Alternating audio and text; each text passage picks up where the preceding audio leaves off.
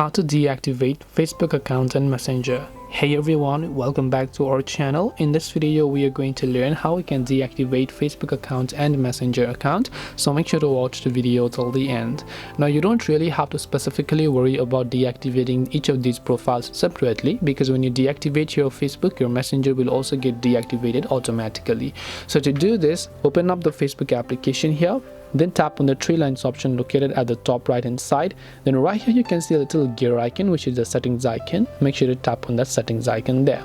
After you do this, at the very top you can see account center.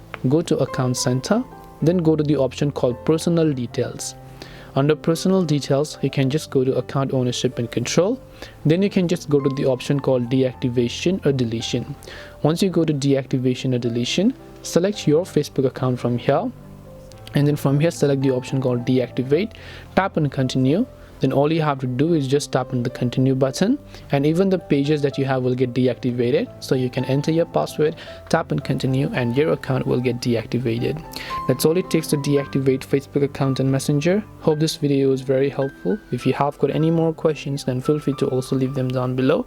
Thank you for watching till the end, and see you soon in the next video.